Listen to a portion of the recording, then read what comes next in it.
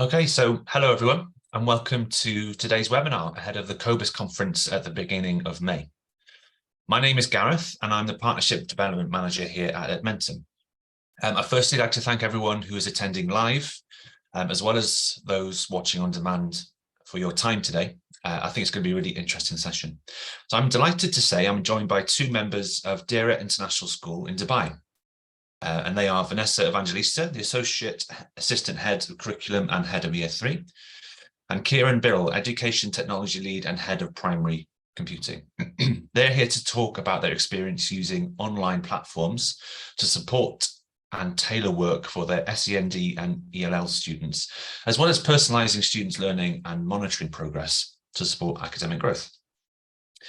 I'm going to pass over to Vanessa and Kieran in a moment, but before I do, I'd just like to do some quick housekeeping. So please do say hello in the chat and let us know where you're tuning in from in the world and what school you're from too. Also, you'll notice a Q&A box, and I encourage you to use that for any questions you may have for Vanessa and Kieran or myself. After the presentation, we'll have time for questions, so please do feel free to ask away. So without further ado, I'm going to pass over to Vanessa and Kieran. Thank you very much, Gareth. Just to echo Gareth's sentiments there, I'd like to say thank you for everyone giving your time today. I hope that you find this webinar insightful in some way. Our journey with this software and obviously other platforms have been a very good one and steady progress within using software to help our students in our school. So, slides. Just to kind of introduce ourselves again, so I'll pass over to Vanessa first of all. I'm Vanessa. I'm, like Gareth said, the Associate Assistant Head for Curriculum at Deira International School and Head of Year 3 and Classroom Teacher. And I'm the Education Technology Lead for the whole school, in our school, and the Primary Computing Teacher as well. My role essentially is kind of doing some staff training with the tech software and also kind of procurement of software, digi-software across the whole school. So the agenda for today, going through this and breaking it down, we're going to look at who we are as a school, our journey, the kind of overview of our students. Then we're going to look at our online learning, the platforms we use, and platforms that we're going to continue to use and support us in the future. Our search, our ongoing search for new and innovative software that we're using, the challenges that we have faced along the way, and we're probably going to face within the future as well. Looking at our students' determination and more closely at our kind of inclusion scheme, how they can support us as well. Now we use the software to help support our teachers and the team themselves. Success stories both from students and from our staff. We're going to look at how we've adapted our curriculum to fit and to kind of fall in line with EducationCity. Then we're going to speak about our differentiation, not just for ELL, but for kind of the whole student cohort as well. We will kind of home in on the ELL students and EAL students, but obviously the differentiation that is on offer from EducationCity is kind of a good range for all of our students. Looking at our future plans, and then we're going to look at any considerations that we will have in place when we're looking to implement new digital platforms. So moving on, looking at our school and in terms of the vision, we are a multicultural school and trying to produce lifelong learners. Some key words in there in terms of responsible global citizens. That's one thing that we have both on our vision and we're looking at kind of digital technology. So using that online and offline platforms responsibly. In terms of our mission, we are a fully inclusive school and very forward-thinking. We have a holistic approach to our curriculum, and we have a very nurturing curriculum as well to ensure that it's meeting all the personal needs of each student. We do set very high expectations from all the students in our school. We have innovative learning throughout all the years from FS all the way up to IB2, and we like to have a full a kind of foster the partnerships of all the stakeholders within our school to make sure they've all got a part to play on the vision and our mission moving forward. So in terms of our values, you'll see on there we have we've actually listed down some rights. On there we've got respect, excellence, collaboration, and integrity. We have these to make sure that they run right through the school. And on that, our motto is forever learning and forever achieving. So we see it as a continuous journey. We'd like to support our students all the way through the school, and even when they kind of move on to pastures in universities, we'd like to hear the success stories of our students who go to universities across the globe. You see on the bottom there, we also have some of our logos, and that is linking towards our IB learner attributes. So we do have an IB curriculum, which I'll talk about on the next slide, but we'd like to use the IB learner attributes throughout the whole of our learning journey, all the way down into FS. So our planning now, we'll talk about how students can be good communicators, how they can be risk takers, how they can show that they've got inquiry skills. And we've actually linked this into our reward system as well, where a student will get a house point and they'll know whether they've been awarded a house point because they've been a principled learner or they've been open-minded. And that's not just obviously within the classroom, it could be obviously outside, if they're achieving as well for our sports teams. And even when they're using our platforms as well, our digital platforms, are they being risk takers? Are they being knowledgeable on what they're doing? Okay, so looking a bit closer at our school then in terms of when we were founded. We were founded in 2005. And as I mentioned, obviously we are a fully inclusive school. We are a non-for-profit school as well. I think that is a huge advantage for us in the sense that it's not all financially driven. We have kind of a little bit of leeway to be a bit more creative with the curriculum. And I think the facilities that we provide the students are wonderful because of our non-for-profit ethos. We are a British curriculum. We do start in FS. The British curriculum runs all the way through up until year 11, where they have their GCSEs. But from then we have IB1 and IB2, which the students are obviously developing their skills for the IB as they work through the British curriculum, as well as I mentioned, looking at the IB learner attributes. And I know Vanessa's been part of a massive CAS project that we have, and we're rolling out CAS all the way through the school. I'm sure Vanessa will talk about that as we go further through there. And as I say, we are FS1, so it's IB2, 3-year-olds to 18-year-olds in school. And then in terms of our gradings, you'll see on there we've got outstanding grading with BSO, and we're now rated as one of the top 20 schools in Dubai as well. So all of our recent inspections have been outstanding, and that's a testament to our leadership and obviously the staff that are working here, and also the students as well. It's been a really good journey we've been on. Okay, our school then is a mixed school. We have 1,807 students at present. That number is continuously rising. We are currently a 6th form entry in some year groups, 5 form in others, but eventually we will be going to 6th form in most of the year groups. We have 12% of our students are Emirati, 216 of them, and they are high achieving as well. The grades they get in comparison to some other schools are very, very high indeed. We have 12% of our students are students of determination. And as I mentioned, they're supported wonderfully well, and not just by the wonderful platforms that we have, but also our amazing inclusion team. We have 50% of the students who are EAL, and then 2% of them are ELL. And we'll go into that in a bit more detail because we have an influx of students coming from the likes of China and Russia, who are obviously pushing those numbers up furthermore.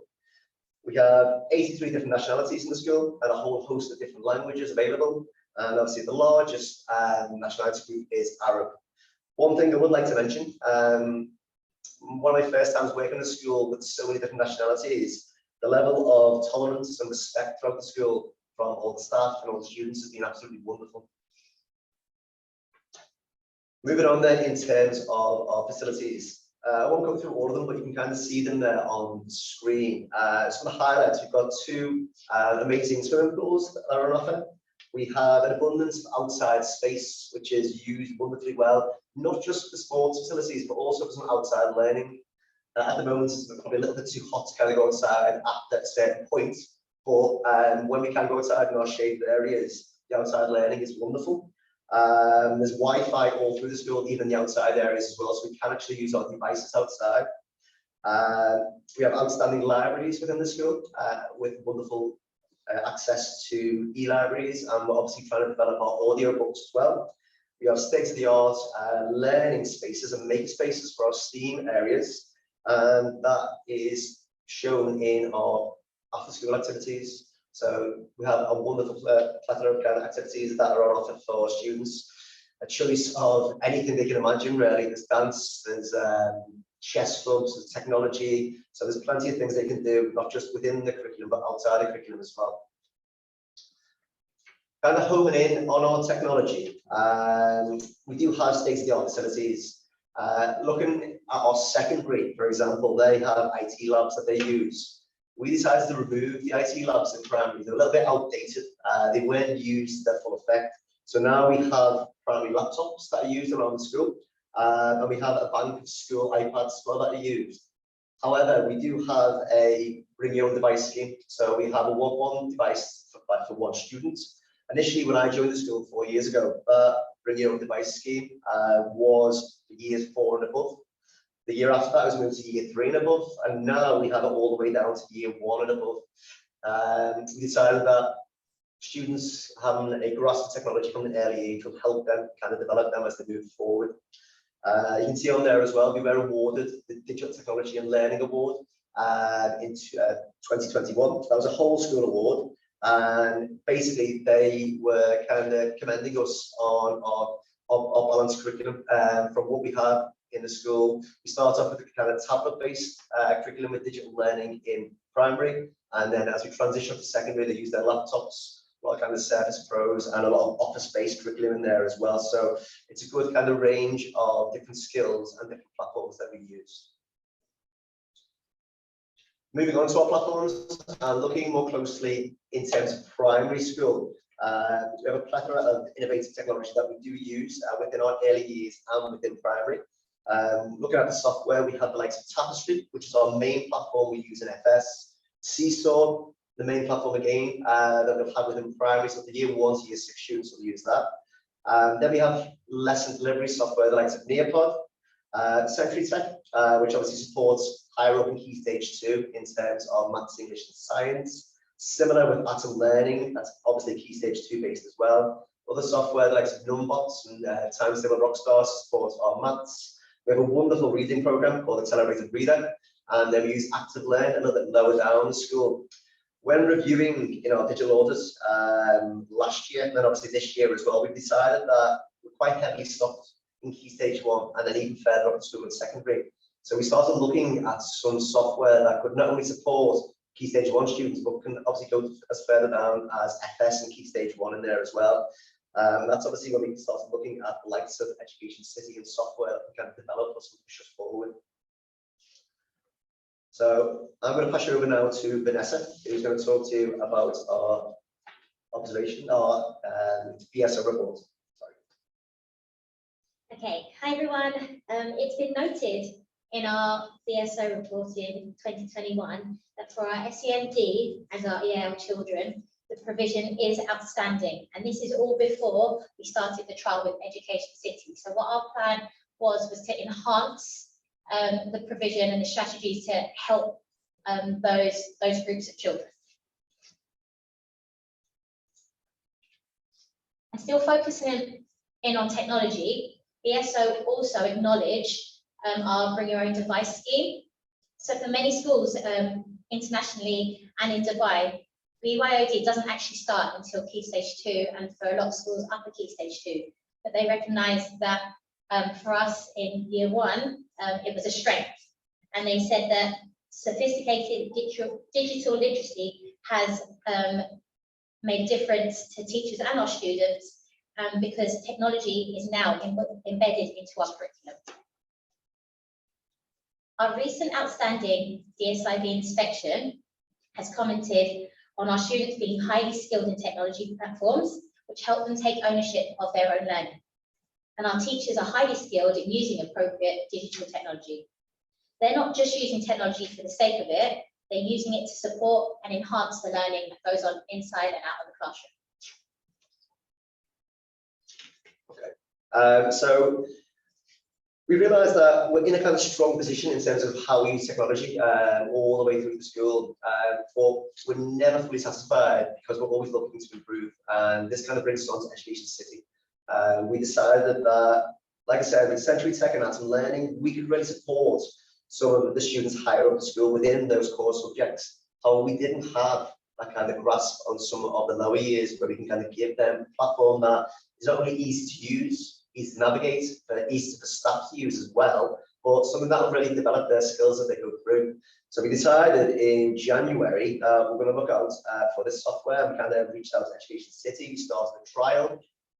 We've opened it up to all of the groups in primary, and we've seen some wonderful key successes already, all the way through the key phases. We'll mention a little bit later on about some comments that staff have made and the students have made. But so far, from what we've seen in terms of their developments, the skill set, the engagement levels as well, let's say, the platform, as I say, is quite easy to use and easy to navigate, and it's actually aesthetically pleasing. So it's obviously something that the students will kind of want to gravitate towards.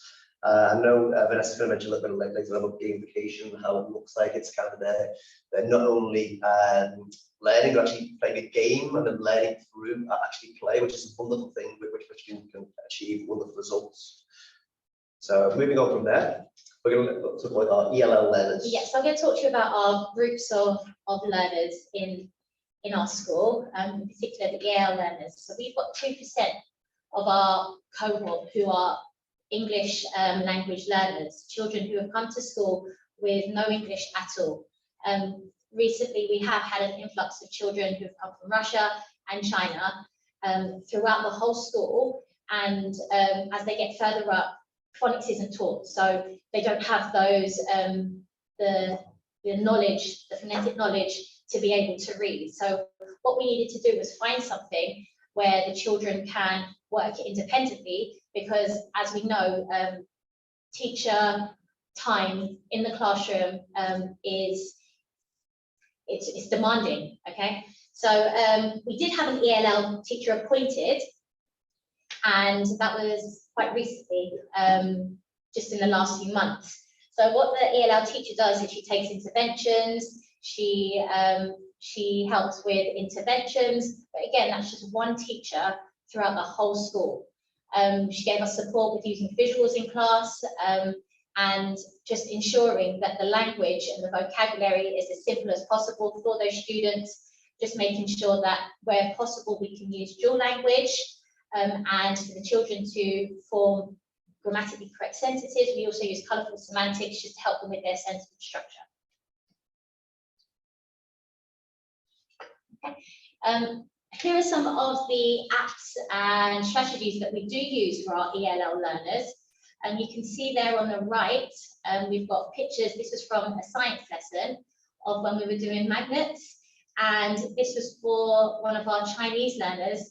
We used the program, and we have a subscription for it, Widget.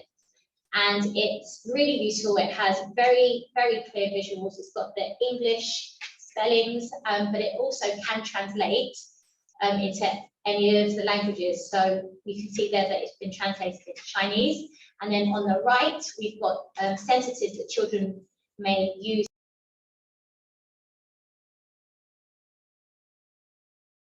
Point at and to have a look at and navigate and show their classmates and their teachers if they ever need a question, if they have a question, or if they need anything in class. Lexonic Leap, we have a few teachers that are trained with Lexonic Leap. Again, it takes an adult to work with the children. It's a great resource. It's a great resource to use. However, again, it's something that children can't use independently in the primary school. Microsoft Translator is something that we live by. It helps with conversations with the children.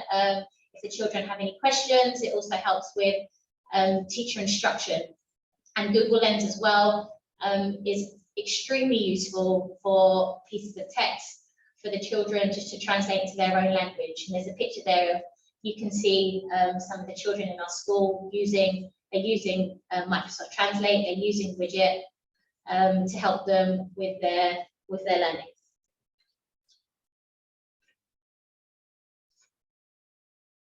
All right, we did say that we're going to talk about some of the challenges that that we face. Obviously, when you're trying something new or trying to implement some kind of change, it does have many challenges.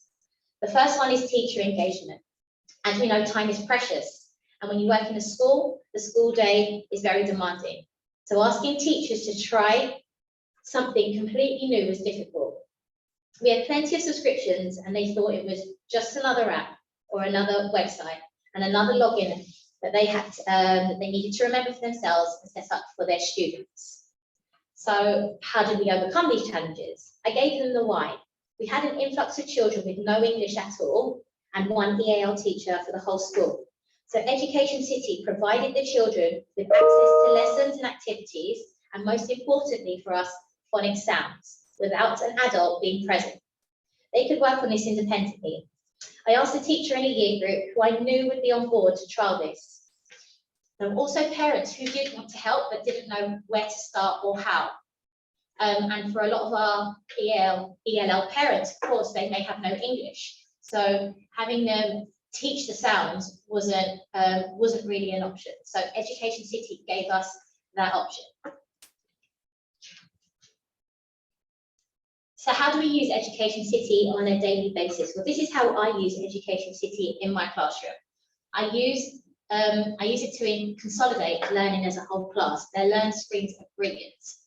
I also use it for AFL, again for consolidation for individuals or groups of children. So if I know that there are children who might not have understood in the first 20 minutes and may need something just to go over, I can say to them, go onto the learn screen, or I can assign them the learn screen and the activity so that they can just go over their learning.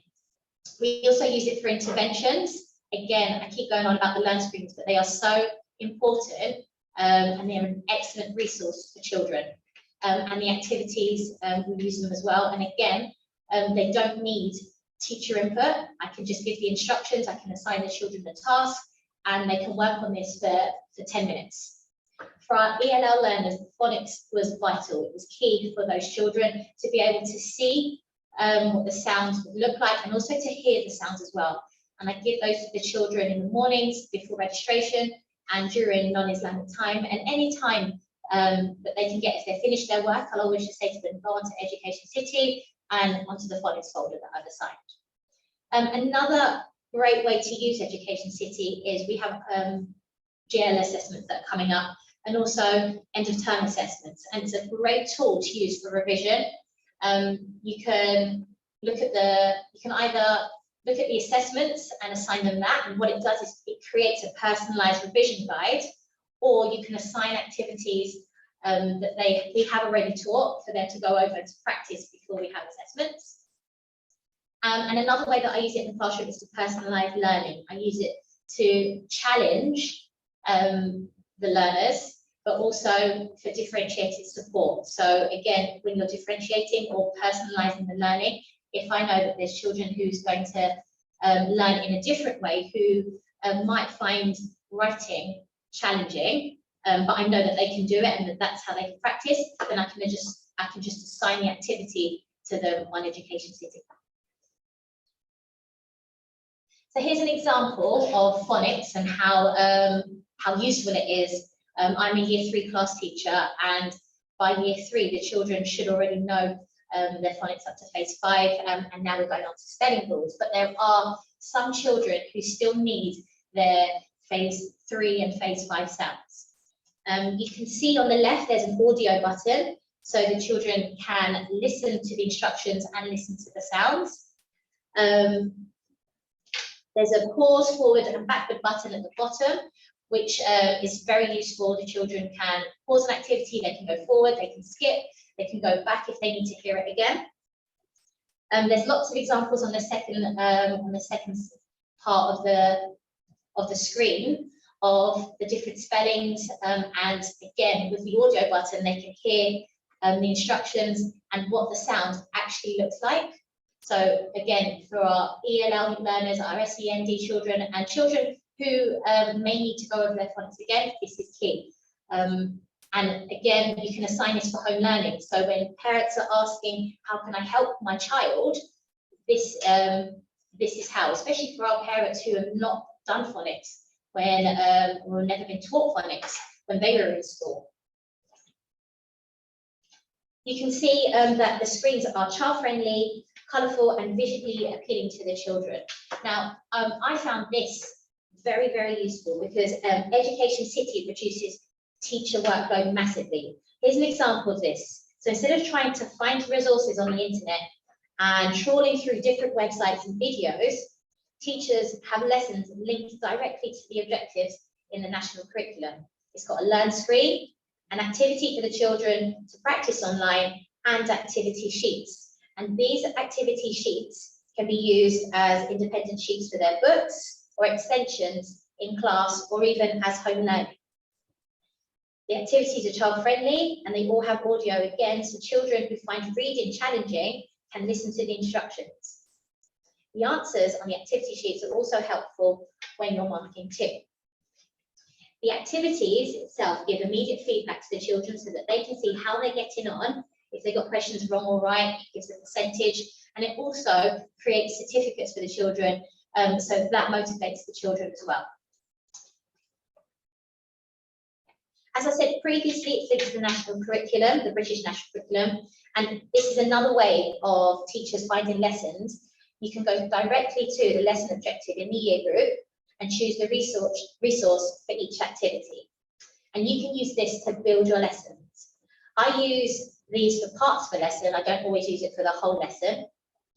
For example, the activity might be for a group of children only to work independently, or if the children are finding work difficult, then and they need a recap, I can say, find a learn screen, or I can assign the learn screen to them. Like I said before, with assessments coming up, our GL assessments are coming up.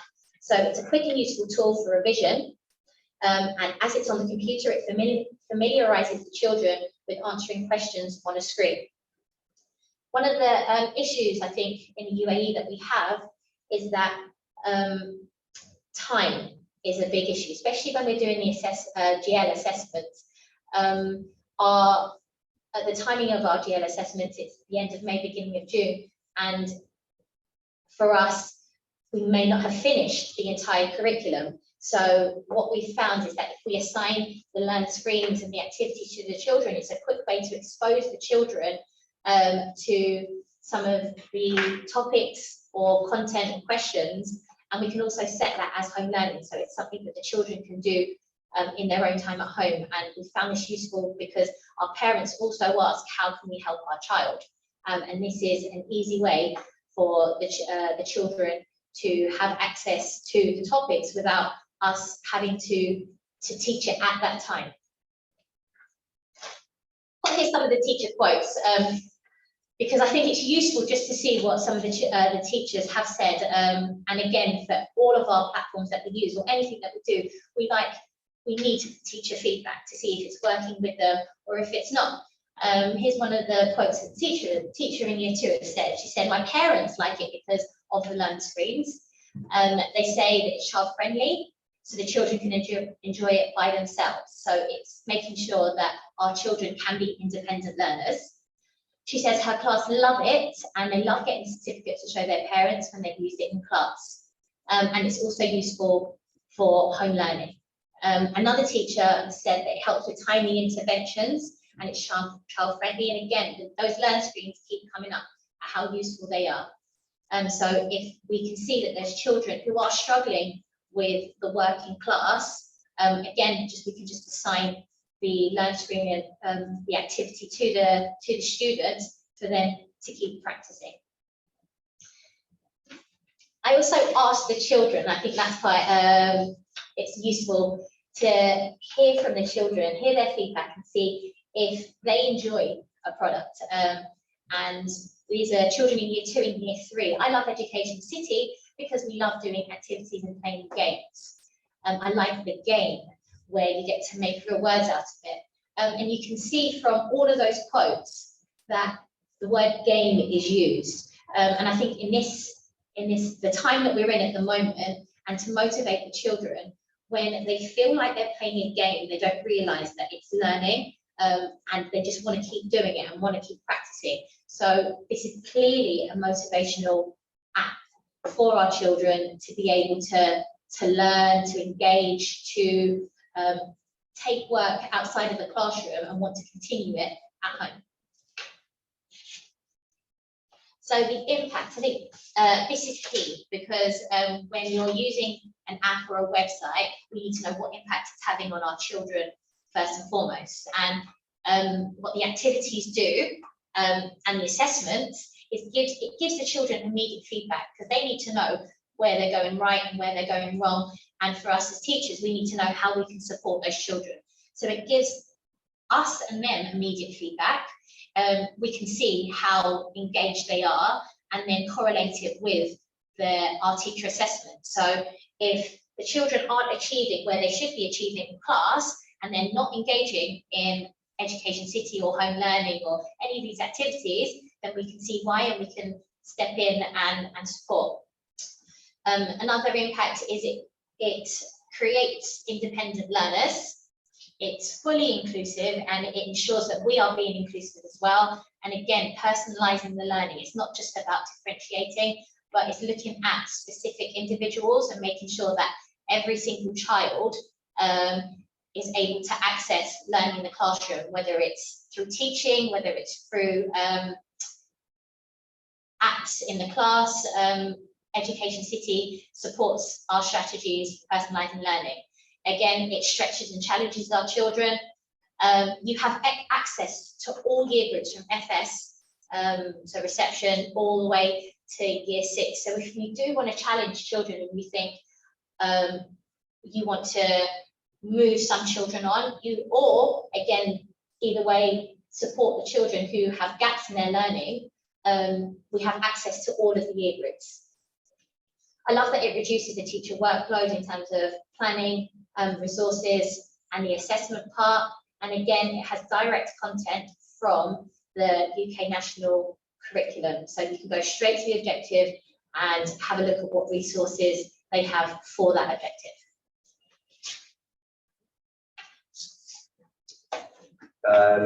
So as I mentioned before, we are constantly looking for the best platforms on the market, really. Each year, as I said, we have digital audits that we carry out to ensure that we are using the most efficient software and the most effective software. So some of those impact points that Vanessa said there are the main reason that we have decided that EducationCity is a platform for us. It's really going to help us moving forward. We don't just simply want to add on new technology for technology's sake. We want to make sure that there's going to be value and impact in there. And I think our curriculum has become kind of so diverse and so personalized that we need software like this to make sure that we can support our students moving forward. One key thing there that Vanessa just been through in terms of looking at what staff are saying, obviously what the students are saying in there as well. We need to make sure that we're listening to them at all points. If the software that's getting used in school that is not conducive to what we're doing here, obviously that will be removed and replaced with something that is more efficient and more effective. But from what we've seen so far of EducationCity, it's been a wonderful short journey so far, but we're hoping it's going to be a wonderful long-term journey that will help our school and help our students really improve, and will continue to develop as they go through. And that leads us on to any questions that you may have. So is it best if I just stop sharing the screen? Yeah, I think so. Yeah, that'd be great. And thanks for that, Kieran. That was really good, really interesting. Lot of takeaways from that. I've written some things down. I've got some questions here from the participants as well. But it was just really interesting to see sort of how you look at finding new software, but also the impact it's had. And it was amazing that you've won that award as well the last couple of years. So it's something that obviously that you really have a huge focus on to make sure you're getting the right software for the right students. How different is it looking for resources for the lower years in comparison to sort of the key stage 2 or the higher years? Is it a different process, or do you approach it in the same way when you're looking for new resources? It's a tricky one, because obviously I think one key thing which I have noticed, especially with EducationCity, is the aesthetics, the kind of visual side of things. I mentioned there, we do use the likes of Sensory Tech, and the content for them is brilliant. However, the children to look at that lower down the school, totally unengaged at times, because it's not a platform that they'll kind of see as something that like gamification, like they will kind of bring the best out of them. So not just obviously the content on there, but also the way it looks and the way they can kind of navigate around there. They're going to bring something in that they're going to find challenging to kind of move around the platform. So the fact that they can use it easily in the student view and independently as well. I feel like further up the school, we're looking obviously to kind of push them and shape them towards students who are moving on towards secondary school. And so the kind of development side of things, I think, yeah, for me, it will be aesthetics and the kind of gamification side of things. What would you say, Vanessa? Yeah, and I think the animations, our children just love the way it looks, and the moment they see it, they're completely engaged. It looks like a cartoon for them. Yeah. So I think that, and if that's what engages them, great. We're happy to use it. One of the things I do want to say as well that I haven't mentioned, the support on your side anyway from Rosie has been phenomenal, and that's probably why it's been so successful, because if there are any questions that we have, Rosie's always been there to support and answer any questions, help us out. Even the training, the reason why it is so successful is because on numerous occasions Rosie's been able to train us and then train our teachers and any support staff and our SEND department, so that we can get the most out of Education City. There's so many things that you can do with it. We're just trying to use it to the best we can, if that makes sense. Mm-hmm. I think you've just made Rosie blush, so it's a good thing. Thank you for those kind words. No, but yeah, that's a good point. It's something that we really put heavy emphasis on, is making sure that you're comfortable with using it. Especially when you're trialing it, it's really important that you know and are comfortable with it. But equally, like you were saying with the animation, it can have the opposite effect, can't it, for older students, because they want to feel like they're a bit more grown up and move away from that sort of that cartoonish thing. So it's really important to find the right aesthetic, like you say. What's the involvement been with parents? What reaction do they have to the different software? Do you engage and take their feedback on? How does that process work with parents? I've asked some of the teachers kind of we haven't put a survey out yet, but I have asked the teachers what the parents say, and they love it. And it's the learn screens. Our parents here, they want to help. We've also got very, very busy parents as well, who work a lot, and especially lower down the school when phonics is key. And I keep bringing up phonics because that wasn't how we were taught at school, and the same for our parents who have gone to international schools. They weren't taught phonics, so they don't know how we teach phonics. So even listening to the words and the sounds, they don't know what it sounds like. And so it just gives the parents a tool and an insight as to how we teach without actually teaching the children, if that makes sense. So the parent feedback has been very, very positive. And yeah, they're really excited about it. They don't want it to go away. I know parents who use a fair bit of tutoring. So they want to tutor their students outside school to make sure they obviously get the advantage and kind of push them forward. They're bringing them to these wonderful international schools. They want to make sure that they're going to be successful in these schools. So platforms like Education City, I mentioned their Sensory and Atom Learning, they will be used as well within those tutoring sessions. So not just simply within school, they'll use them to kind of push them forward and develop them there. We've not yet had a kind of parental engagement session based on this platform, but I'm sure that'll be penciled in. Obviously, once we've got access to the full platform and making sure that it's fully rolled out to make sure the parents are on board as well. So if they want to do any tutoring with any external agencies, they can make sure that they are using these platforms, not just inside school but outside as well. Yeah. And just so everyone who's watching knows, if you have any other questions, we've got time for maybe one more, so put them in the Q&A. But what I was going to ask with those students in the younger years, have you seen their computer literacy increase over the past few years? Or have you had to use things like Education City to get them used to learning online? Have you seen a shift in computer literacy over the past few years, or has it remained quite the same. I would say since you went to bring your own device for year one, it's really supported them. A big thing is kind of like the hand-eye coordination skills, but most definitely software like EducationCity, even like quiz applications that we've used as well at certain points, you can say will develop their skill sets. Even as far as them using simple games that they will use. So even if it doesn't have educational value, to use the actual devices, then obviously move on. But I think you mentioned there with EducationCity, it will develop their skills, it will help them improve. And I think the level of engagement that the platform provides is the key thing, because you want to get them to pick up the device and want to use it and go back to use it. And now we find sometimes in break times and lunch times and run duties, they're not asking, can I go and play Minecraft? They're asking, can we go and have a go in EducationCity? Can we make a bucket for ourselves? Yes. You want to do more learning? Yes, that's great. So the skill set is developing and they actually want to learn in there as well. I think it's really important as well is we need to move with the times. And before COVID, not as many children were using devices, but then all of a sudden everyone had to learn online. So the teachers had to be skilled very quickly and the children as well. And so what we didn't want to do is when the children return back to school is they go backwards. Teaching has changed so much now, and what we're trying to do is just make sure that the teachers are moving with the times and making sure that the learning from the children, they're moving with the times as well. I think we've just got to keep up with what is happening at the moment. We owe it to the children. It'd be a disservice if we didn't use technology when we're teaching.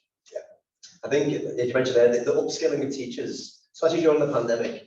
We had to learn. It was basically survive or sink, really, and the level of development from our staff, especially some of the ones who were probably technophobes who didn't really want to use the technology, that's developed their skill set will then in turn develop the student skill set. So it's kind of goes hand in hand. So that's why we then bring in the software that will obviously staff will be able to use, students will be able to use, and then obviously hopefully parents as well. Yeah, I thought it was really interesting the things that you showed, like using Microsoft Translator and all the different tools in your toolbox, I guess, to help ELL students. I think that might be really useful for the people watching, just to give out some ideas of how you could combine the different softwares together to really help your students. And I wonder how that'll change now moving into like the AI age with ChatGPT and things like that. It's going to be interesting. Well, you mentioned the Microsoft Translator being a game changer. So obviously the conversations with students, some of the Russian and Chinese students who come in who have zero English, we can then have a conversation with in lessons. So really understand that they're actually very intelligent children, but obviously they're just not accessing the curriculum yet because they don't understand the language. So we can then support them, and then from that we use the likes of Google Lens. So they can obviously take pictures of things that are on a screen, even take pictures of actual, it could be like a water bottle or a fire extinguisher. They take a picture of it, it'll then translate it back into what it is, explain what it is to them as well. So little things like that kind of help them along the way, just to kind of access. I mean, it's not, sometimes it's not even the curriculum. Are they feeling comfortable being in the school, be able to talk to others? Because sometimes you can look across the room and they might feel a little bit lost. So making sure we're supporting them with the likes of, you mentioned widgets in there, getting resources printed off. There's plenty of resources that we're using. I'm sure there's more out there that we are still yet to find, but what we are using, I think we're using very well. So anything that can give them a bit of support and development along the way, I think we've given them every advantage. I know there's only 2% of students who are ELL, but I think their level of development of the English language is unreal. Some of them are learning English within 6 weeks, coming with fluent. I'm thinking like, I'd like to learn language. Yeah, but it's wonderful to see that. It really is. That's amazing. And one final question then, just to finish things off. What would you say are the most important elements to consider when implementing a new digital program? You sort of touched on it in the presentation, but just to wrap things up, what sort of advice would you give people watching about elements to consider? I would definitely say make sure you are speaking to all stakeholders. So we've had software come in, and when I first came, I realized the software being used in secondary was probably more relevant towards primary. So you're making sure the whole school are on board. If a platform can be used within different year groups, then making sure that they're all on board. We've got a wonderful wonderful leadership group and a very strong middle leadership group in our school as well. So the kind of level of communication that goes through, we're making sure that, as I say, staff voice, student voice is getting used in there. And fortunately enough, we were able to do a trial with you guys. I would always recommend kind of making sure you try the platform first to make sure it's right for your school, and you kind of give it a good go as well. So if there are staff who are on board as such, making sure that they are willing to give it a try, because they might find that it'll develop them and help them. And even though I've mentioned that we're using this probably lower down the school, there are still students further up in Key Stage 2 who are going to develop from this, especially those who are struggling with their English language skills. For me, it's finding the why. Why are we doing it? Why did we want to trial EducationCity? And it's not because, oh, it looks nice, oh, there's another, do we have something similar? We had Century Tech. But when I opened it up, I said, right, what about those learners in our class that can't access Century Tech, but it doesn't appeal to them because they can't read, or like, I was missing phonics for those children. So I was like, okay, is there something that can do it? And EducationCity could do it. And then as I started to look into it deeper, there were so many benefits that for the teachers as well, that EducationCity provided. So reducing teacher workload, those groups of learners, and it was kind of a no-brainer. We just have to get the teachers to take the time to look at it. So just making sure you've got that buy-in from those teachers, trying to find those teachers that are on the same wavelength as you, that need what you need, and then it will kind of like just sell itself. But as soon as people start talking about it, then it will kind of move through the school, and everyone will start having a go, and people start talking about it. Just one thing on top of that as well, in terms of, I appreciate budgets are strict across all schools. So it's not just simply cost of software, it's can that software do things that other softwares can do as well. So we kind of review it and see, oh, well, you mentioned phonics there, we have a phonics program. Will we need to use that if we can use the phonics on EducationCity? I've also seen on EducationCity that there's the likes of, you have internet safety scheme in there as well. So could we use elements in there rather than using internet safety scheme elsewhere? So we could end up saving money by having one software than having 3 or 4 different ones in there as well. Yeah, and sorry, I'm going to go back to that bit as well, is because we've got lots of subscriptions for different apps that do. So we've got TT Rockstars, that's just your timetables. You've got Phonics Play, that's just phonics. Whereas we found something that has everything incorporated into one login for the children. So if they want to play live or they want to play with their friends, EducationCity has it. If they want to practice their timetables, it has it. If they want to practice their phonics, their reading, it's all in one place. So yeah, that's what we found, that we could save money. Yeah. We're cutting back on other subscriptions when we've got everything in one place. I mean, well, it sounds like you know EducationCity better than I do, so really good. What I was going to say was, well, first of all, thank you, Vanessa and Kieran. It's really interesting. Thanks for answering those questions as well. Hopefully that was valuable to people watching either live or on demand. But you mentioned there about trying it out. So if anyone watching did want to try EducationCity out, just want to hand over quickly to Rosie, who is a business development manager here at Edmentum. And just to tell you how you can get in touch to find out a little bit more about EducationCity. Yeah, thank you so much, Gareth. Yeah, just want to say a huge thank you to Kieran and Vanessa. It was really, really insightful session. So thank you for sharing all of that information.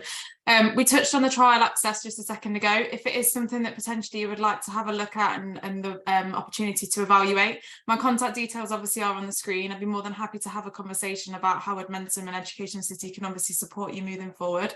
But like I say, any further information, my email address is on there. So that's rosie.burrows@edmentum.com. You'll also find a link to my LinkedIn profile and also my direct line and WhatsApp number. But yeah, that's great. Thank you so much, Gareth. And thanks again, Vanessa and Kieran. It was a really, really great session. And I hope the attendees found the information really, really helpful. Great. Well, thanks, everyone. And thanks for attending. Thanks to Vanessa and Kieran again. And goodbye for now. Thanks, Bo. Thanks, everyone.